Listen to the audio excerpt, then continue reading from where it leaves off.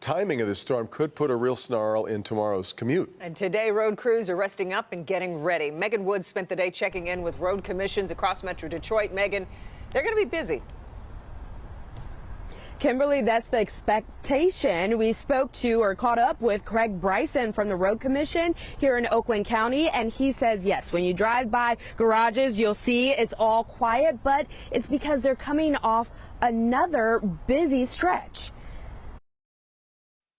So, Craig, even though we don't see snow outside, you were telling me these last 2 days have been pretty hectic for you guys. They have. We've been working around the clock. We've had the freezing rain. We've had a little bit of snow here and there. That kind of stuff creates icy conditions, and we have to be out salting. So for the safety of the public, we've been out 24 hours a day for the last 2 days straight. How are you prepping for this weekend and what we're expecting? Well, we are prepared. The thing we can do is try to make sure all our trucks are working, our mechanics are trying to get them ready. Our crews are actually out doing their regular work today. They'll go home at the end of the shift. They'll come back in tomorrow, and then we'll work for, probably 16-hour shifts starting tomorrow. But I mean, we're ready to go 24/7 this time of year for these types of things. There isn't a lot of prep that we need to do in advance of a storm like this. We will be out with all of our forces tomorrow when the snow starts and for the duration of the storm. However, we'll have 109 trucks out at the max. We maintain 3,000 miles of road, so we're not everywhere at all the time. With the heavy winds coming, there will probably be times when the wind blows the snow right back over the road, and that can create icy conditions in a heartbeat. So while we'll be out, we remind people that it's still potential for ice and slippery conditions.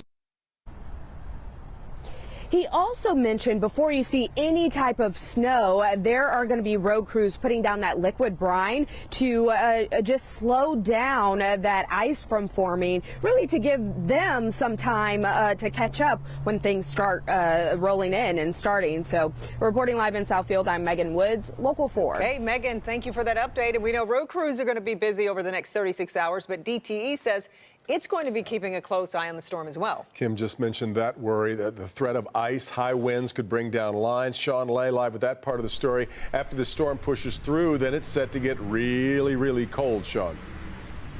Really cold, and we all don't want to lose power, but just have to look up on any street. We're in Highland Park right here. We pulled off of Woodward Avenue.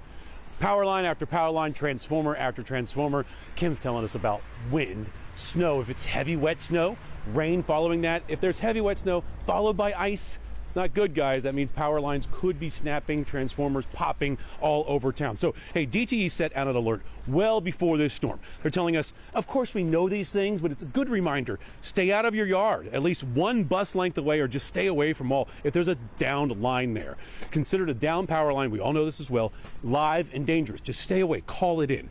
Heed the warning of caution yellow tape. We'll see that from time to time in yards. Stay away, do not cross any caution tape at all.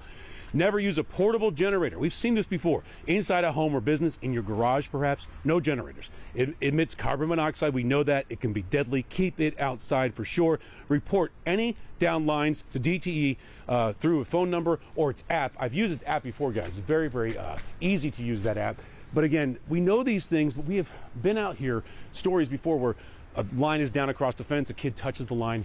It's not a good situation at all. So DTE putting out the warning right now. They'll have an update tomorrow. We'll stick close to them too as perhaps power outages come in. But again, we don't want these things to fall, but they could be snapping left and right if that's really heavy, wet snow and ice, guys. Exactly right. All right, Sean, and you're going to want to keep your eye on the Forewarn Weather app now as this storm moves through. You can download it for free in the app stores. Just search WDIV.